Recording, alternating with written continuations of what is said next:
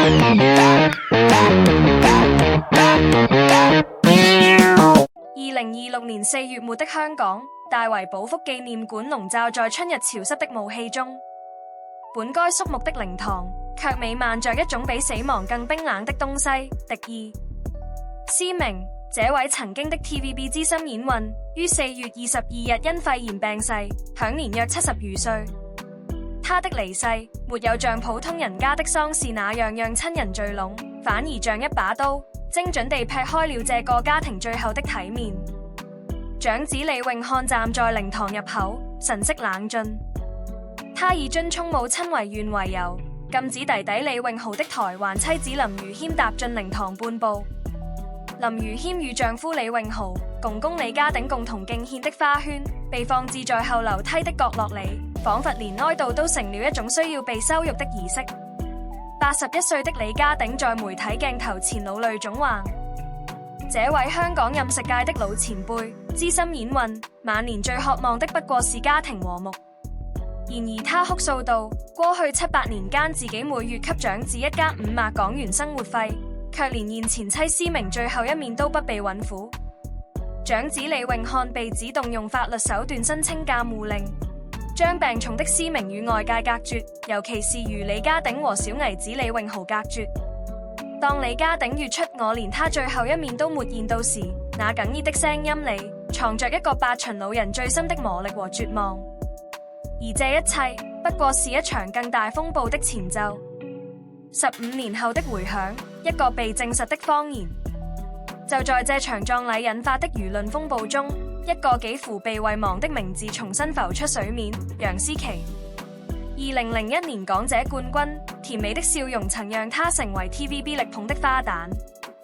2011年6月28日，她對外宣布與相戀9年的男友李永豪分手。消息一出，輿論譁然。當時的李家反應迅速而統一，李永豪的家人公開指責楊思琦拜金，越他要求擺100桌婚宴，把李永豪當傭人使喚，甚至偷藏水果。而話越得最狠的，正是李永漢。在李家密集的控訴之下，楊思琦幾乎沒有還手之力。他後來在接受《明報週刊》採訪時試圖解釋，分手不是因為和李永豪感情出了問題，而是和他家人的關係實在處不下去了。但彼時沒有人願意聽他説，輿論一邊倒地站在李家那邊。楊思琦的名聲一落千丈，事業跌入谷底。他被貼上拜金忘恩負義劈腿的標籤，幾乎從娛樂圈消失。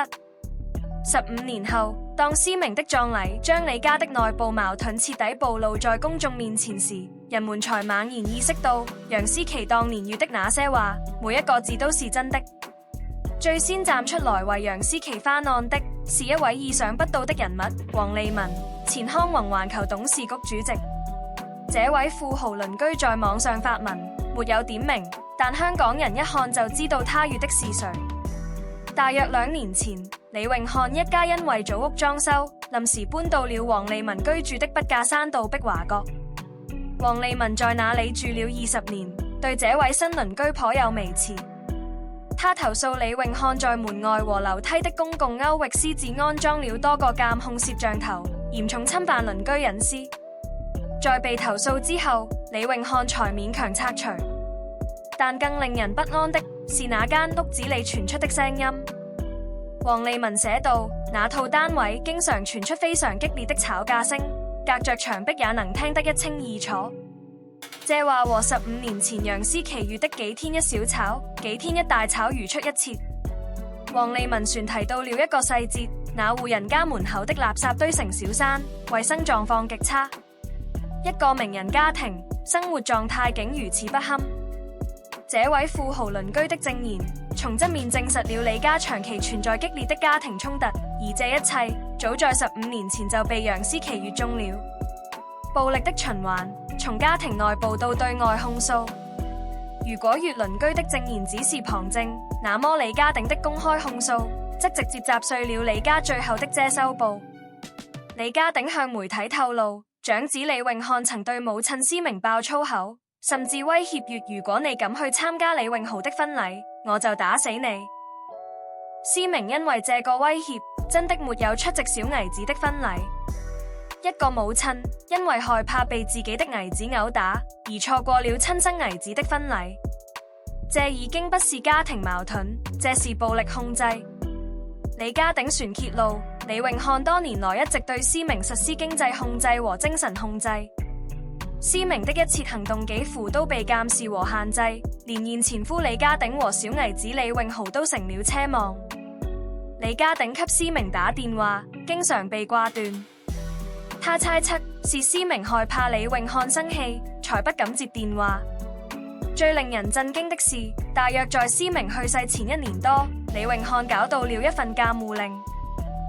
憑借這份法律文件，他徹底封鎖了施明的消息，禁止李家鼎和李永豪探望。結果就是他們連施明最後一面都沒能見到。李家鼎說，他和施明多年來一直在忍讓，以為退一步海闊天空。結果李永漢反而變本加厲，最後連一家人坐在一起喝茶都被禁止。聽到這裡，再回頭看楊思琦當年的遭遇，一切就變得清晰了。楊思琦曾回憶，他住進李永豪家後，發現這個家裡幾乎沒人搭理他。他主動跟李永豪、李永漢、施明聊天，對方根本不回話。他跟人打招呼，對方當未看見。他的個人物品被隨便扔掉，在這個家裡，他像不存在一樣。更可怕的是暴力。楊思琦說，有一回李永漢把李永豪打到手都快斷了，他上前拉架，結果被李家人越是多管閒事。一個外人試圖阻止家庭暴力，反而被指責，這在當時引起來荒誕不經。但現在，當李家鼎親口證實李永漢是一個會威脅打死你的人，當鄰居證實那間屋子常年傳出激烈爭吵，楊思琦當年的敘述就不再是荒誕，而是控訴。最狠的報復是活成自己的樣子。在這場豪門鬧劇中，有一個人的沉默格外醒目，楊思琦。他沒有趁這個機會跳出來指責李家，沒有翻舊賬，沒有落井下石。15年前他沒有爭辯，15年後他依然沒有。2011年那場分手風波後，楊思琦幾乎失去了所有，他的名聲毀了，事業完了，走到哪裡都被人指指點點。他沒有辯解，默默搬走自己的東西，消失在了公眾視野中。3年後，他跟另一個男人結婚，生下孩子，過着自己的日子。那些年，李家在媒體上風光無限，而楊思琦在角落裡默默重建自己的生活。他用15年的時間，把一個被撕碎的人生重新拼了起來。直到施明去世，李家的遮羞布被自家人在葬禮上扯碎，人們才終於意識到，當年那個被所有人指責的拜金女，其實是最清醒的那個人。他不是嫌李永豪窮，是那個家根本容不下一個想獨立生活的人。整個系統靠控制和壓迫運轉，而他只是第一個跳出去的人。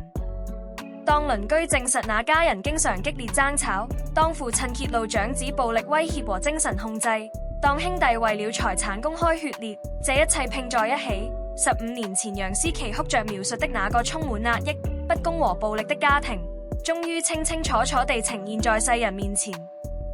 這個世界上最狠的報復，不是罵回去，不是爭個輸贏，而是在你看清了一切真相之後，依然能咬着牙，把自己的日子過成自己的。楊思琦早就不是那個需要靠港姐皇冠撐場面的小姑娘了。